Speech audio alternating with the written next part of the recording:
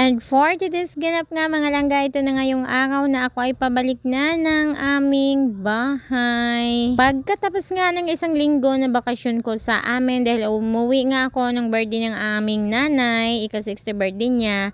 Ito na nga rin yung araw na ako ay pabalik. At kakaalis nga lang namin ito sa Katiklan Port. At ito nga, makikita mo nga dito ang Boracay. At hindi ko na nga pinalagpas na mag-take nga ng video dito mga langga. Dahil dadaan nga lang kami dito sa Boracay. Nasa barko na nga ako sa mga oras na yun mga langga. At hapon na nga nakaalis yung barko.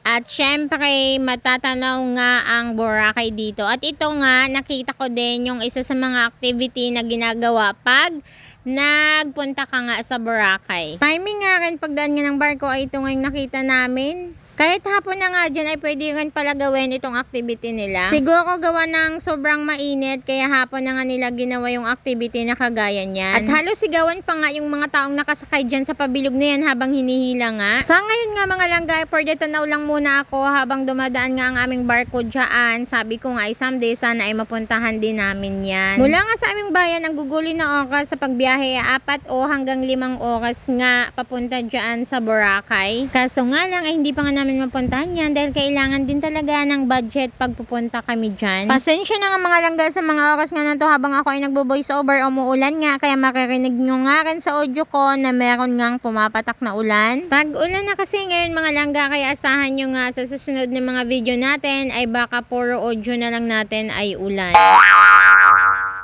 At hindi na nga ako nakapag-video mga langga hanggang sa makauwi na nga ako ng bahay. Kaya ang susunod na mga mapanood nyo yung mga langga, yung mga ganap ko na nandito na nga ako sa aming bahay. Pagkalipas nga na nga ng araw mga langga, ito na nga ang inyong ate Yeng guys, sinipag na nga na magluto ng bukayo. At dahil meron nga akong nabili ng kalamay pula galing sa aking probinsya, kaya ayan, magluluto nga ako ng bukayo for today's ganap. Matagal-tagal na nga rin mga langga na hindi ako nakapagluto ng bukayo at ngayon ko nga lang siya gagawin ulit. Kaya na-ready ko na nga dyan yung aking lulutuan at para masimulan ko na nga ang pagluluto ng bukayo. Isa nga yan sa kung bakit ako napabili ng kalamay pula dahil sabi ko nga ay namimiss ko na nga kumain ng bukayo. Kaya sabi ko nga pagbalik ko dito sa bahay ay gagawa talaga ako o magluluto niyan. At yan na nga, nilagay ko na nga itong aking buko na nabili. Bali worth 250 nga yan mga langga dahil mahal na nga ang buko ngayon at mahal na talaga ang lahat ngayon mga langga. Sa iba nga nagtitinda ay nasa halagang 300 pesos na nga ang 1 kilo at buti na lang doon sa kinuhanan ko ay meron pa siyang bawas na 50 pesos. Kaya nabili ko lang ng 250. Sa halagang 250 pesos mga langga ay marami na nga rin ang inyong magagawa na bukayo. Bali 1 kilo nga yan yung aking nabili at yung asukal naman ay 1 kilo din yan.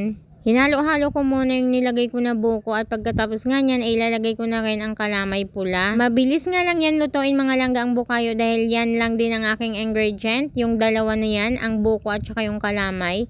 At hindi na nga ako dyan naglagay ng tubig mga langga dahil nagtutubig na nga itong ating kalamay pula. At yung buko mga langga ay nagtutubig din yan kapag tumagal na nga dyan sa ating kawali. Kaya hindi mo na kailangan lagyan nga ng asukal.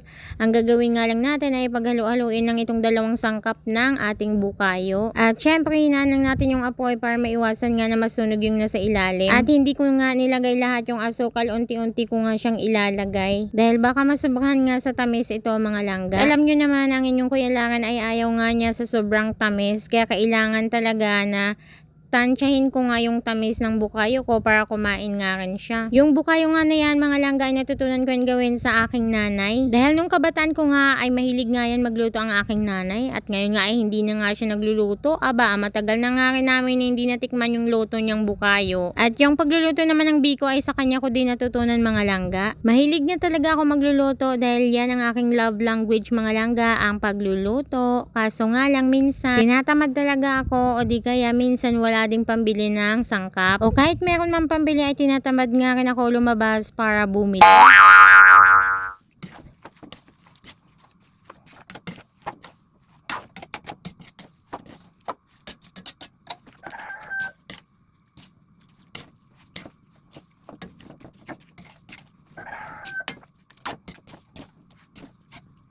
At paglipas nga ng ilang minuto mga langga ay ganyan na nga ang aking niluluto na bukayo. Hindi nga ako naglagay ng tubig dyan mga langga, pero ang dami talaga ng tubig niya. Gawa nga dyan sa buko natin dahil nagtutubig nga rin yan. Hindi pa nga yan siya luto mga langga, kaya halo-haluin ko nga lang yan. At syempre hininaan ko na nga yung apoy dahil baka nga masunog nga yan. Medyo nakakangaray nga lang yan mga langga sa braso dahil nga mikos-mikos time. Kailangan talaga na paghahaluin mo sila. At hindi nga yan pwede na tigilan sa paghahalo mga langga ay baka masunog nga yan. At kapag nasunog nga ay mapait na yan. So kailangan talaga consistent ang paghahalo dyan. Kahit na masakit na yung braso ko ay tuloy pa rin.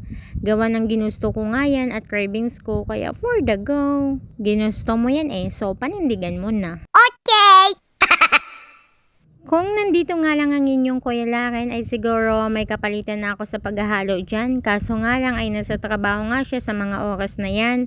Kaya ako lang nga mag-isa sa bahay, kaya ako lang din talaga ang magtatapos nitong aking niluluto. At dahil kagustuhan ko nga ito, kaya for the go! Yes, tama mga langga. Dahil for the go nga, ang na for the go ang inyong ate Yenggay. Kaya kahit pinapawisan at pagod na, ay tuloy pa rin sa pagmikos-mikos niyan. Para hindi nga masunog at masayang itong aking bukayo. Pero konting minuto na lang yan mga langga ay patapos na nga rin yan. At syempre, pagkatapos ng hirap ay sarap ang sunod. Charis! Pagkatapos ng hirap ay syempre ginhawa mga langga. At paglipas ng ilang minuto ng aking pagmikos-mikos dyan mga langga, ay syempre patapos na nga ito at for the tikim na nga tayo dyan. At dahil tikiman time na nga, worth it lahat ng ating pagod at sakit ng braso sa pagmikos-mikos dyan. Okay, ingat. Ingat. Okay lang. Malambot ang buko. Tulo. At dahil malambot na nga ang buko mga langga nung tinikman ko at okay na din ang lasa, kaya tapos na nga rin itong aking bukayo. At worth it talaga lahat ng aking pagod dahil makakain ko na ang aking cravings. Yay! Papalamigin ko nga muna yan mga langga bago ko nga ilipat sa lagayan. Ilalagay ko nga yan sa garapon. At syempre ilalagay ko yan sa rep para matagal nga yan masira. At sunod na araw nga ay nagluto na nga rin ako ng biko. Yung malagkit nga na bigas ay dala ko nga rin yan galing sa probinsya. At syempre yung natira na kalamay pula din ang aking ginamit dyan. Bali binili ko nga yan sa aking tiyahin ang malagkit na bigas at poko nga yan mga langga, walang ang halo yan. Kaya sobrang lagkit nga yung aking biko. Dahil kapag dito nga ako bibili sa amin ng malagkit na bigas ay may halo na nga. Kaya parang kanin na nga lang kapag gumagawa ako ng biko o di kaya para siyang champorado. By the way mga langga, patapos na nga itong ating video for today. Madam agid nga salamat sa inyo wala untat nga pagsuporta kapag lantaw sa akon nga mga video. Sa sunod liwat mga langga, hanggang sa muli. Bye!